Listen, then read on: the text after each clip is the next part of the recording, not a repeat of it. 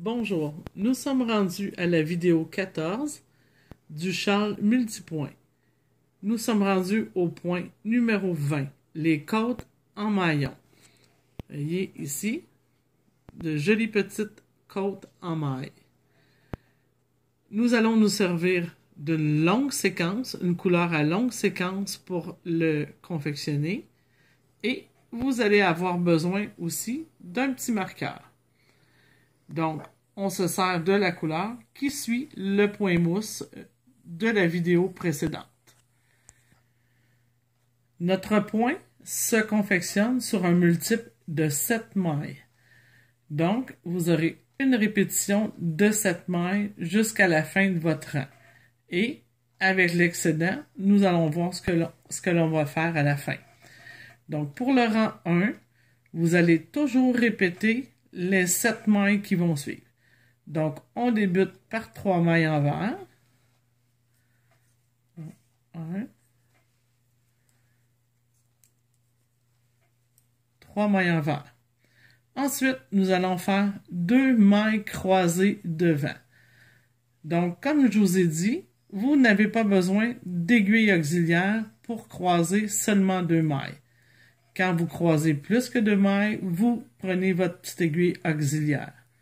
Donc, pour croiser devant, on va simplement commencer par tricoter la deuxième.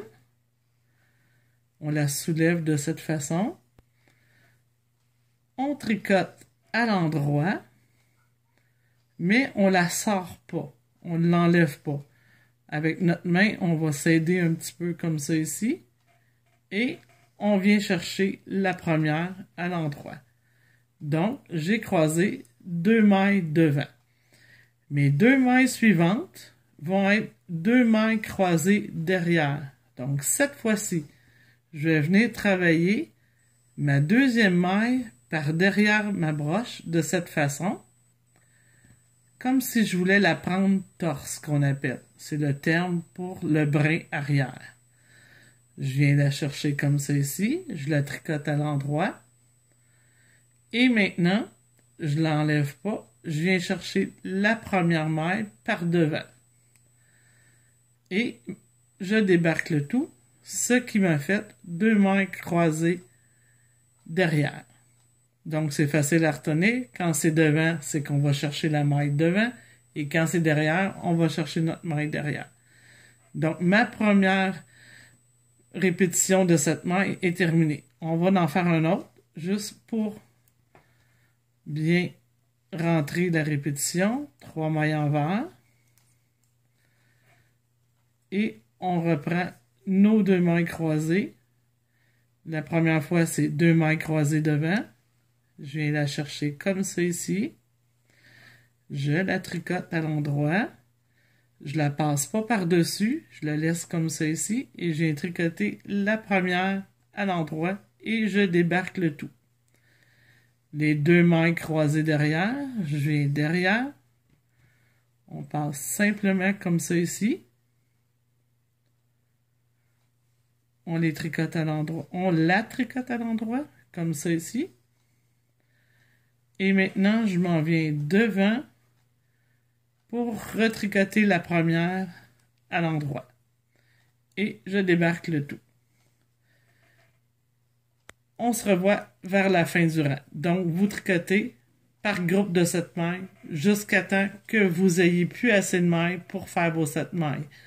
N'oubliez pas de garder 2 mailles pour votre bordure pour qu'on puisse faire l'augmentation à la fin du rang.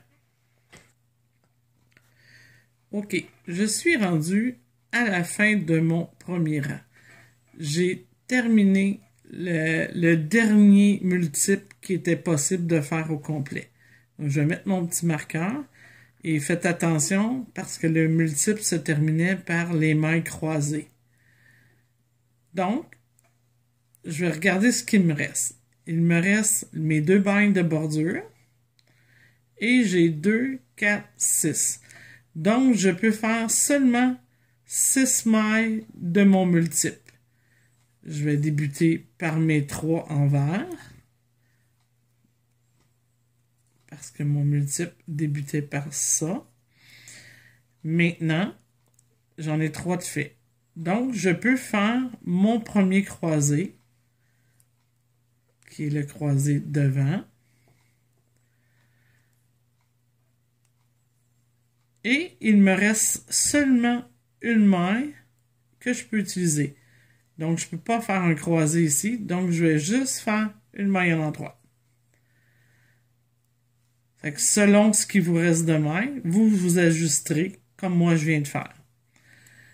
Maintenant, je dois faire le jeté pour pouvoir faire mon augmentation et mes 2 mailles en droit de bordure comme d'habitude. Sur tous les rangs en droit de travail, nous avons toujours l'augmentation avant les 2 mailles de bordure. Maintenant, je tourne sur l'envers du travail et je débute le 2e rang de cette façon. Mes 2 premières mailles à l'endroit, parce que c'est ma bordure. Je vais tenir ma broche comme ça ici. Ma maille en droit, qui est ma jetée. Donc, ici, j'ai 3 mailles jusqu'à présent.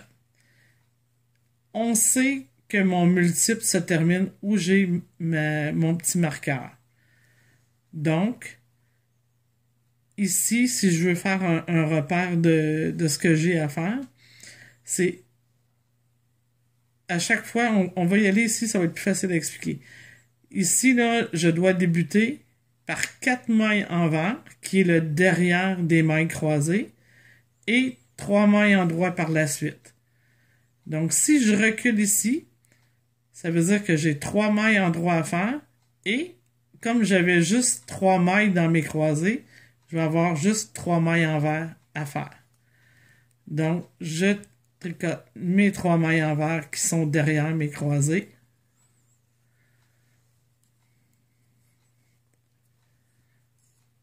Et maintenant, je fais mes 3 mailles en droit.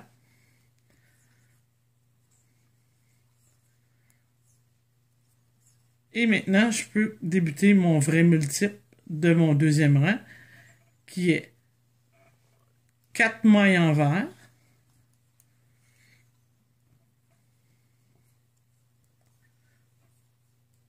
Quatrième maille envers.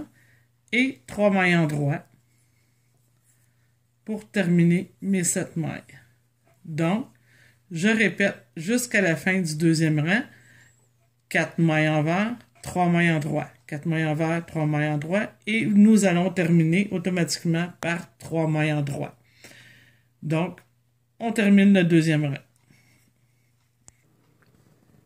Je suis rendu à mon 3e rang. On est revenu sur l'endroit du travail. Et je vais débuter mon premier multiple de la même façon que sur le premier rang. 3 mailles envers. Ensuite, nous allons faire nos croisés inversés de tantôt. Donc, cette fois-ci, ce sera 2 mailles croisées derrière, suivies de 2 mailles croisées devant pour terminer notre multiple.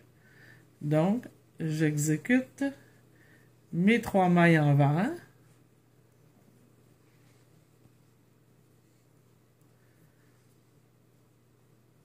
De cette façon. Ensuite, 2 mailles croisées derrière. Donc, je vais toujours chercher ma maille à l'endroit de façon torse. Aidez-vous un petit peu, là, un truc avec vos mains là, pour retenir la maille. Vous la faites sortir derrière. C'est un petit peu ardu. Comme ça ici. Et on revient devant pour piquer la première maille à l'endroit. Donc, mes 2 mailles croisées derrière sont faites. Je fais suivre par 2 mailles croisées devant. Je viens chercher la deuxième en premier, que je tricote à l'endroit. Et je retricote la première à l'endroit. Et voilà. J'ai inversé les croisées de la première fois. Donc, mon premier multiple est terminé, mes 7 mailles. Et je vais répéter jusqu'à la fin de mon 3e rang, comme on a fait la première fois. jusqu'à temps que je sois plus capable d'exécuter mes 7 mailles de mon multiple. Donc, on se voit pour la fin du troisième rang. Je suis à la fin de mon troisième rang. Je viens de terminer le dernier multiple complet que je pouvais faire avant mes mailles de fin. Donc, je regarde ici, j'ai mes 2 mailles de bordure que je dois garder. J'ai donc 7 mailles. Cette fois-ci, je pourrais refaire un multiple complètement. Donc, j'exécute le dernier et je n'oublie pas de laisser mon marqueur à l'endroit qu'il est placé en ce moment. Donc, je termine par mes mailles croisées. Donc, cette fois-ci, j'ai pu refaire mon multiple au complet sur mes mailles de fin. Cette fois-ci, je fais ma jetée pour mon augmentation et mes 2 mailles de bordure à l'endroit. Donc, je viens de terminer le troisième rang.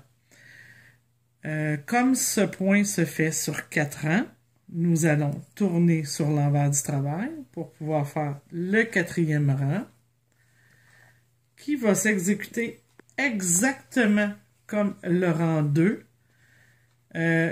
Sauf que ici, pour notre fin, notre excédent de mailles, cette fois-ci, je vais faire mes 2 mailles en droit de bordure. Comme toujours, je tricote la jetée à l'endroit. Et comme j'ai un multiple complet dans le cas que moi j'ai ici, je fais donc mes 4 mailles envers de multiple. Ça débute toujours par 4 envers. Et mes 3 mailles en droit. Comme vous voyez, j'arrive au dernier multiple que j'avais été capable de faire. J'enlève mon marqueur. Et maintenant, je répète le multiple de cette maille jusqu'à la fin du 4e rang, qui est toujours 4 envers, 3 en droit.